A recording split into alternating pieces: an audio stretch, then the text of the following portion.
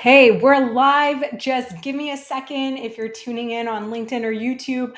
I'm just going to set this up on Facebook. It takes a second to connect and Instagram. So let's see. Okay, we're good on Facebook, going live, and let me just make sure here. Are we live?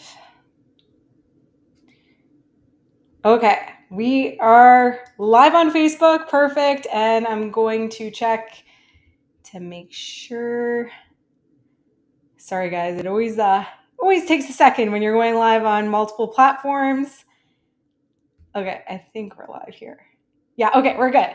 Perfect, guys. And Instagram next. Okay, awesome.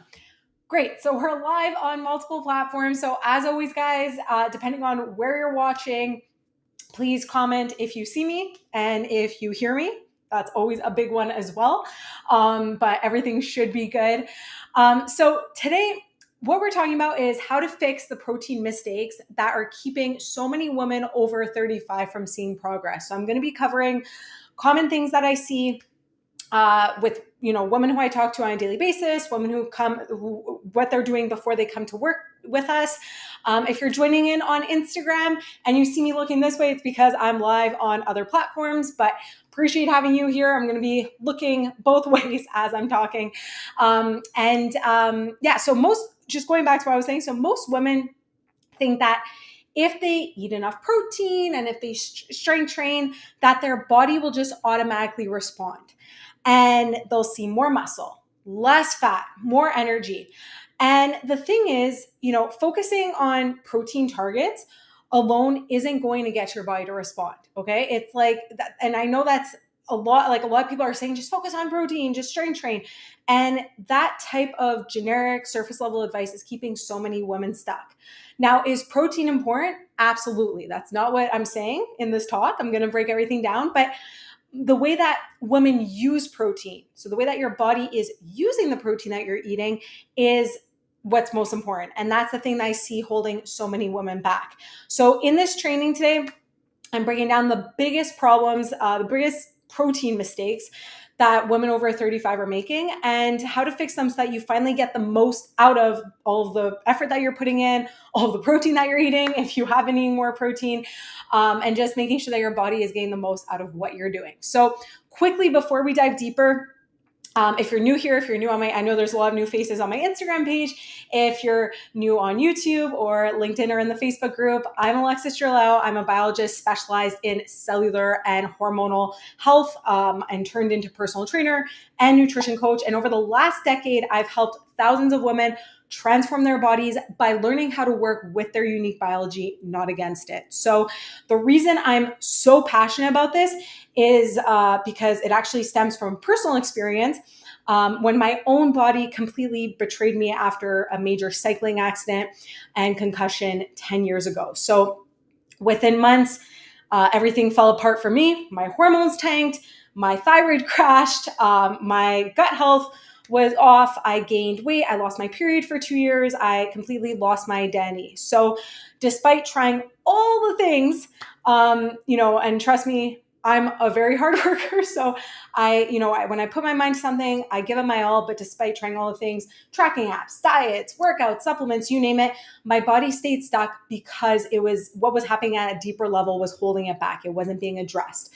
So it wasn't until I started to stop fighting my unique biology and started looking at how my cells and hormones were communicating that it's not until then that my body finally responded. So if you've ever thought, if you're watching this, you're like, I'm doing my workouts, I'm eating my protein, I'm eating clean. Why isn't my body changing? Or why am I not feeling better, stronger, or more energetic? I've been there too. So, and that's why I wanted to talk about this today. And the truth is, the way that you've been taught to eat, even with things like protein, it doesn't match how our female biology actually works. So this brings me to the first point, and there's going to be 3 key pillars I'm going to be going over today. And as usual, like each one builds up on one another. So stick to the end if you can. If not, the replay will also be here. But the first one is protein timing, which is key for fueling your repair. So fueling repair from workouts and also allowing muscles to grow. So protein timing is one thing that I see a lot of women either completely neglecting or just not, doing the right things, focusing on the right things. And before I get into it, let me know if you're watching live, and even if you're watching the replay after. But if you're watching live, and if you're watching the replay, I always go back into the comment section, so you can let me know too. But let me know in the comments, are you someone who tends to eat most of your protein at night? Or do you already spread it out throughout your day? And this first point has everything to do with when and how you're eating protein. Okay, so most women nowadays, just in general, aren't eating enough, and that's why so many people are talking about like eat more protein, because it's important to and not to fear it, right? But the thing is, your body doesn't just work like a calculator. Okay, so you've probably heard, aim for at least 100 grams of protein, or 100 to 150 grams to start for the day, and you'll be good. But especially when you're over 35, your body, how your body actually absorbs nutrients, how your body absorbs calories, how it expends calories as well, changes. And that's due to other factors like body composition changes, gut microbiome changes, altered ways of how your body is like metabolizing things like carbs. So what we call altered insulin responses, and of course, evolving hormonal changes, right? So it really creates a totally new metabolic landscape. Okay, so how your body absorbs nutrients changes, and how your body uses protein becomes super important. It becomes way more important than, when you're a teenager or in your 20s. Like as of 30, these things changes. So we need to become more aware of these things. And it's almost like, the way I like to think of it is like it works like a living system. So your body is constantly repairing, rebuilding, and responding. So when you strength train, you're creating these micro tears in your muscle fibers, right? And those micro tears are happening while you're exercising, while you're strength training, and then afterwards, how you replenish, how you recover, and that comes down to nutrition, proper recovery. But protein, especially, is what supplies the building blocks to make sure that you're repairing those tears and that you're actually able to build muscle afterwards. But the catch with this is, your muscles aren't just waiting around all day for protein, okay? It's not like your muscles are just gonna like wait around all day to use it whenever. They're most sensitive to protein at certain times, okay? So the mistake that I see so many women making, and these are women, again, who I talk to on a daily basis or who come to us for help, is, they they start with eating most of their protein at dinner, okay? Or they start really strong at the beginning of the day. Then throughout the day, they get busy, right? Work, they're running around, kids, whatever the case. And they skip it earlier on in the day, and then they try to make up for it later on at night.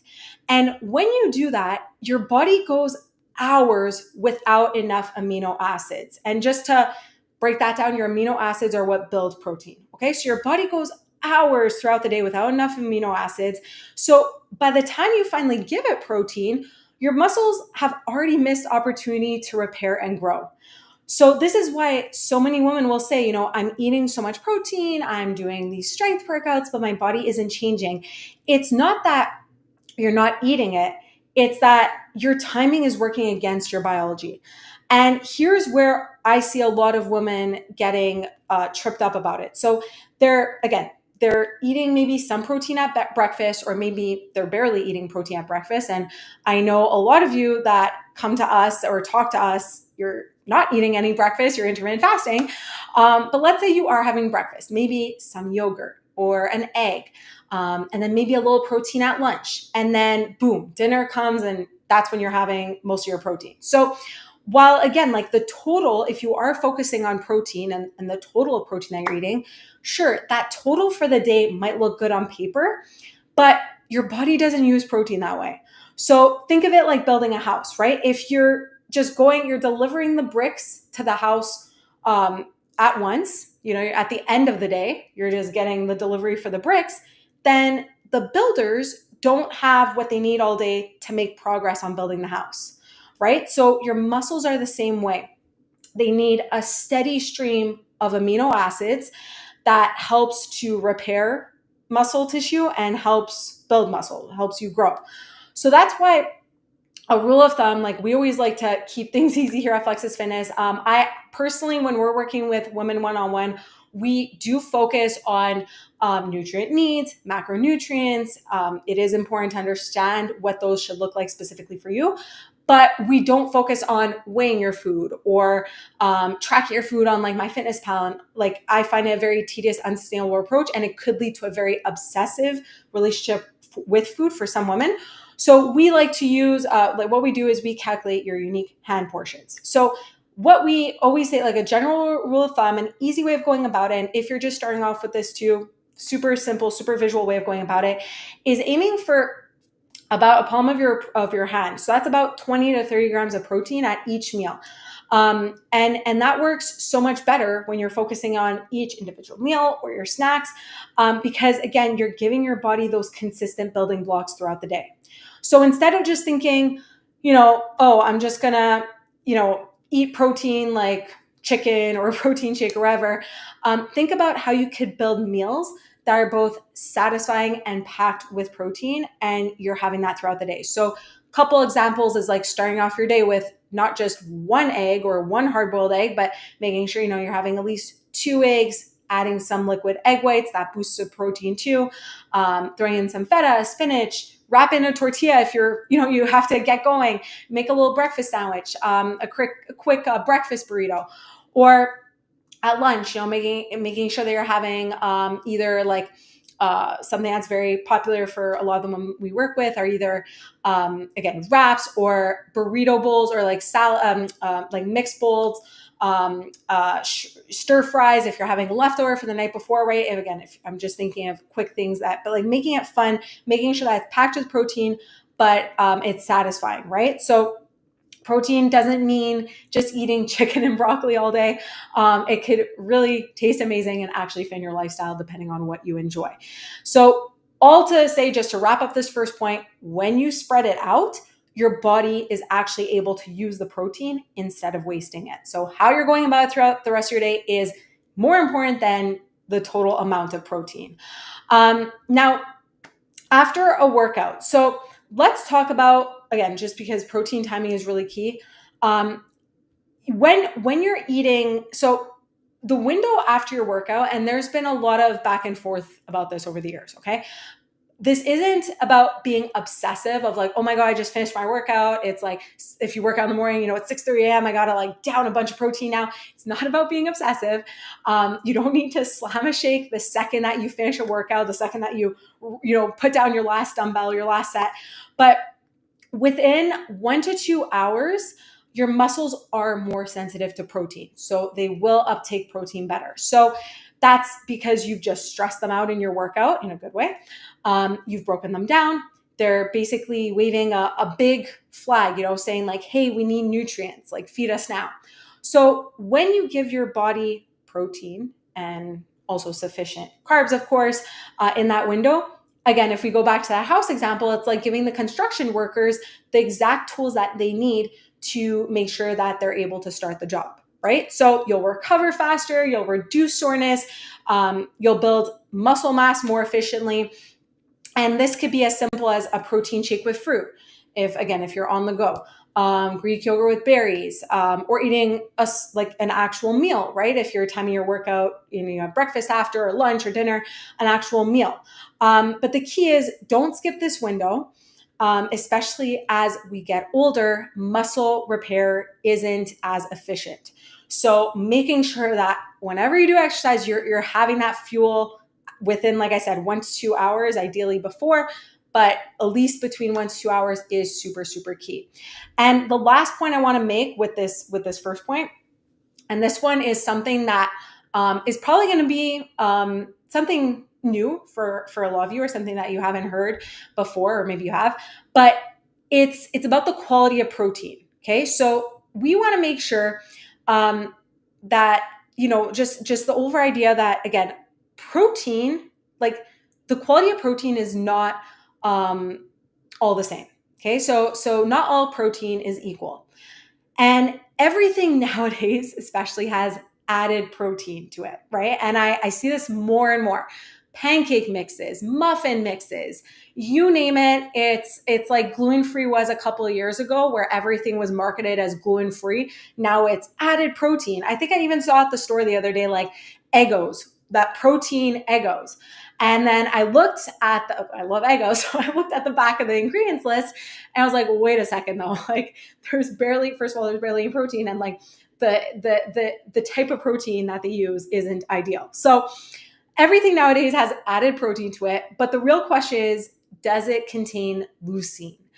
And leucine is basically the amino acid that flips the switch for what we call protein, a muscle protein synthesis. So building muscle. Without it, your body doesn't actually get the signals that it needs to build new muscle tissue. So while things like collagen powders are trendy, they're actually very low in leucine, and won't trigger that same muscle building response.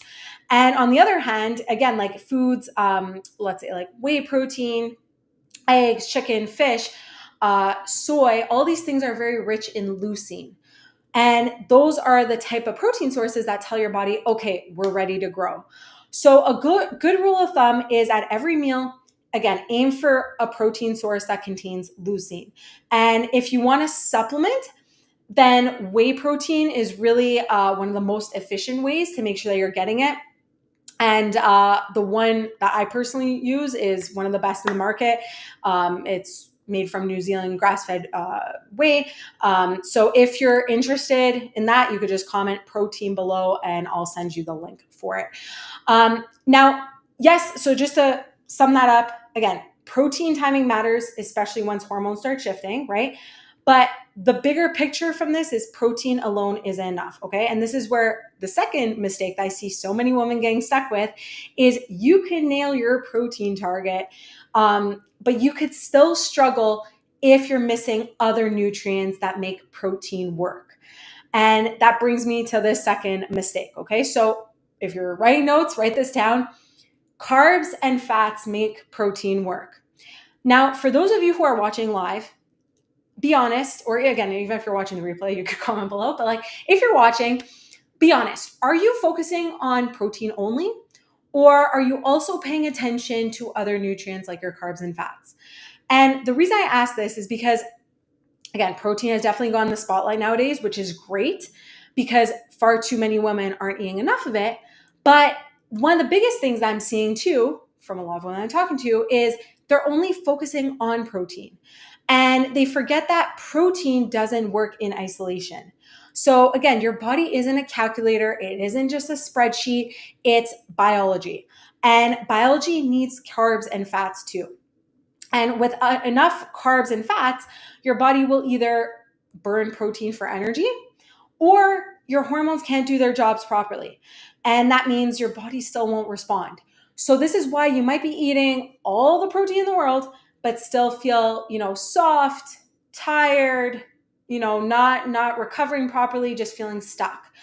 And the one thing that I think is something, again, like that I used to, back in the day, I used to fear, and I know a lot of women nowadays too, is carbs, right? And I want you guys to know that carbs are literally your best friend, okay? So carbs are responsible. They're basically like your muscles gas tank, okay? So carbs are what give you enough energy to actually lift, to actually, to run, to power your workouts, to train hard, to stimulate the muscle growth. Carbs allow insulin to spike up, and that the insulin acts as like a little delivery truck, and that's what's shuttling amino acids into your muscle cells. So without enough insulin, those amino acids that build protein don't actually get put to work. So without carbs, your body uses protein for energy instead of for repair. So it's basically wasted effort. Now, in terms of fats, that's another one where fats are basically your hormone like support system. Okay. So healthy fats support hormone production, estrogen, testosterone, growth hormone. They're also critical for that muscle growth. So they're what like keep your cell membranes really strong and flexible, so nutrients can get in, waste can get out. Omega 3s, especially, as I'm sure you guys have heard, are responsible for like reducing inflammation. That helps you recover faster, feel less sore. So when it comes to carbs and fats, we need sufficient amounts. It's not just about protein. And especially when it comes to muscle growth, it's how you're tying everything together. So practical things to keep in mind. Pre-workout, always think carb plus protein. So that's going to make sure you have enough energy. And depending on how much time you have before a workout, ideally like 30 minutes to an hour before, if you want just like a quick source, you could have well, actually maybe an hour and a half before for something like toast and eggs. If you don't have much time, like 30 minutes, even something like a bit of almond butter on a banana, that's great just to fuel your workout. And then post-workout, you always want to think about carbs plus protein again, because that's focused on recovery and muscle building. So again, protein shake, fruit, whatever the case, your actual meal. If you guys have any more questions about that, you could always comment below, and I'd be happy to see like what that looks like for you right now and give you more advice specific to you. And when it comes to fats, we always want to think about daily sources of fats, because again, super key for hormone production, super key for managing inflammation. So things like avocado, olive oil, nuts, seeds, salmon. And really, you never want to cut fats too low. Okay. So same thing with carbs. You never want to cut them too low, which is a common mistake because that will just put more stress on your body, and wreck your energy and your hormones. So bottom line, protein is powerful, but without sufficient carbs to fuel your body and fats to support your hormones, protein can't do its job efficiently. And this brings me to the last point, the last mistake. And if you're still here right now, which I see some of you are, that's awesome. This is going to be, again, just ties it all together. The last mistakes that I see so many women making is working with all these pieces in isolation, right? So if you're constantly just focusing on all these different pieces and not working with your biology and bringing it all together, you're going to it feels like your body is constantly going to be fighting you, because especially once we hit our 30s, 40s and beyond, the rules of the game shift. And it's not that's not something to be like, oh, that sucks. It's just learn how to adapt, right? Just like in life, we have to learn how to adapt. It's the same thing when it comes to our bodies. Learn how to adapt and your body will respond. So for this last point, we want to make sure you're working with your biology and not against it. So we've talked about protein so far, right? We've talked about how carbs and fats make protein actually do its job, right? Do the work. But the bigger mistake that I see so many women making is trying to force their body to change instead of working with their biology and the biology that they have right now. So if you're, again, 30 and beyond, which chances are, if you're watching this, the title is, if you're over 35, so chances are you are. But, the same strategies that worked in your 20s, cutting carbs, doing endless cardio, just trying to be stricter or more disciplined with how you approach things aren't going to cut it. In your 30s, and especially after 35, your biology is literally shifting. Okay, so those old strategies just don't work the same anymore, but there are absolutely ways for you to feel your best and in control again. So why we want to focus on your biology? First off, your cells start to respond differently. It's not about just the hormonal changes. A lot of people are just talking about hormone shifting and yada, yada. That sucks. You got to go on HRT. That is a tool, but it's not the whole answer. It's not the whole piece of the puzzle. What changes the most after 35 is your cells literally start responding differently.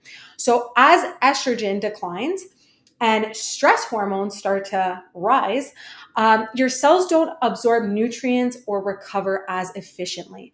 There's less bandwidth for that than we had in our 20s and early 30s. So that's why eating the same way you always have doesn't deliver the same results. That's number one. The second thing is your hormones, always think of them as messengers, okay? They're never the problem. And that's the thing where if you're there and you're like, oh, my hormones are shifting, I'm blaming my hormones, you're missing the big picture. Your hormones are never the problem. Women are often told that it's their hormones, but the truth is your hormones are just messengers. So if they're sending signals to burn fat, build muscle, regulate appetite, regulate stress, but your cells aren't in a state where they can listen properly because they're underfueled, they're inflamed, they're stressed, then those messages from the hormones don't land. So that's also a big problem that happens as your biology starts to shift, and we need to learn to work with it.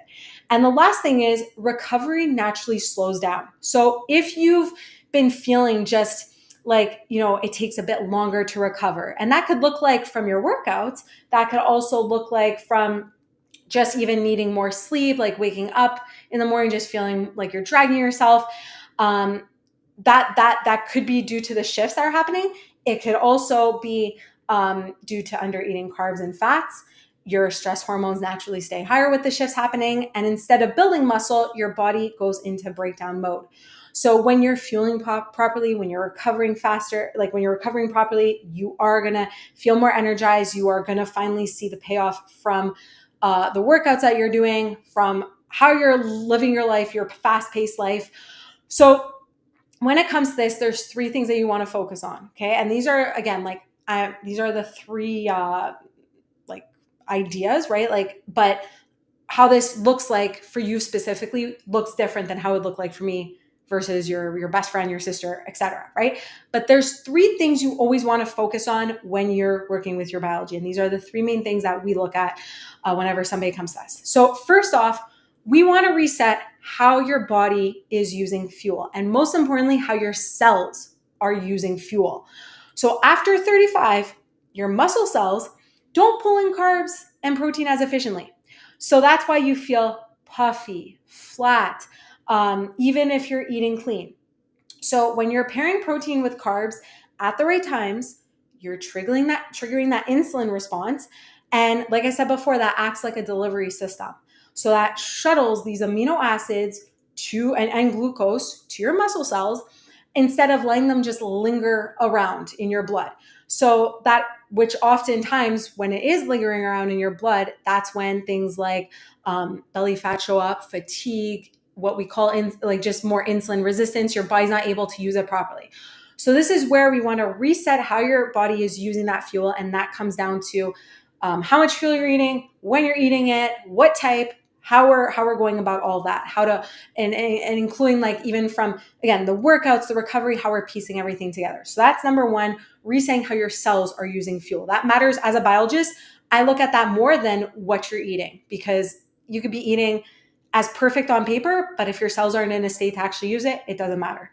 Number two, we want to support hormone signals with food, not restriction.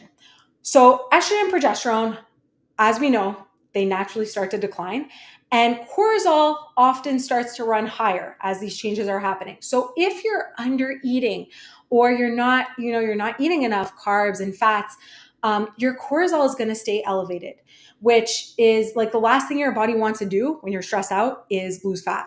So that your body goes into breakdown mode. It starts breaking down muscle. So that's where adding the right types of fats. So again, omega-3s from like salmon or flax, carbs like, fibrous carbs like fruit, potatoes, rice, whatever the case. Those help to lower cortisol and help keep your hormones help keep actually your cells to be able to get those messages from your hormones. So you're not keeping your body in a stress mode. You're supporting your body. It feels safe, and the rest is able to do its job properly. So that's number two, is supporting your hormone signals with the right food, not restriction. And the last thing is prioritizing your recovery just as much as the effort that you're putting in.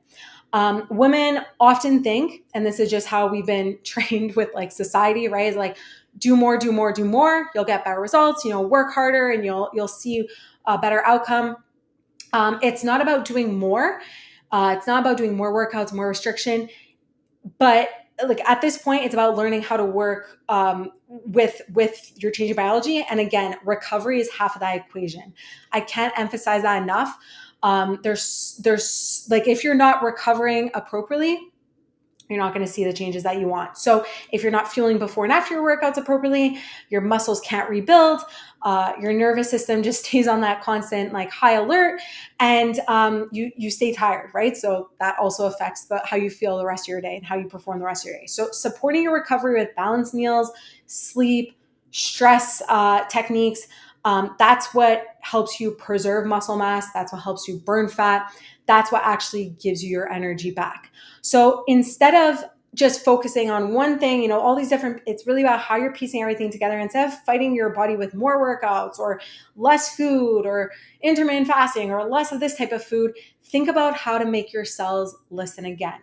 And this is where the benefit of working with a biologist comes in, because we help, again, women identify exactly where their biology is lacking, where they're getting stuck, whether it's fuel use, whether it's hormones, whether it's recovery, and show them how to line up their nutrition and training and other lifestyle patterns so their body finally responds again. So just to bring this all together and to wrap this all up, most women think that hitting a protein target and training hard should be the magic equation, right? It means more muscle, more energy, burning fat, whatever the case. But if you are over 35 and your body isn't responding, focus on this instead. So don't just focus on your overall protein goal for the day. Make sure that you're spreading it throughout your day. Prioritize it after your workouts especially, and focus on leucine-rich foods.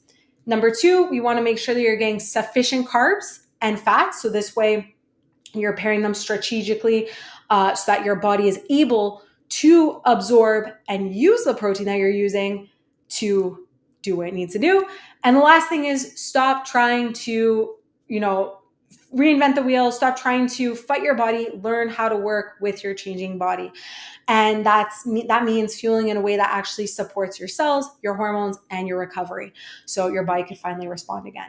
So these are all things that we go in way more in depth, right, when working with somebody one-on-one. And the thing is, like, we're not just here to hand you a meal plan and hope for the best. We really help you understand what's happening beneath the surface and how your cells, how your hormones, how your metabolism are interacting. And then show you how to fuel and train in a way that actually gets your body responding again, so you could feel your strongest, feel your happiest, and enter your most powerful era. So if this hit home for you, I'd love to hear your biggest takeaway. You could drop it in the comments. And if you're finally ready, to stop guessing and start seeing results, comment below, or you can message me. You could message me privately as well. Just message me the word respond, or comment below the word respond, and I'll show you exactly what it would look like to put these strategies in place for your unique body. So thank you so much for all of you who have joined in, and those of you who watch the replay as well. And I look forward to seeing you guys again in 2 weeks. And let me know if you guys have any other questions, and I'll chat with you guys later. Take care, guys.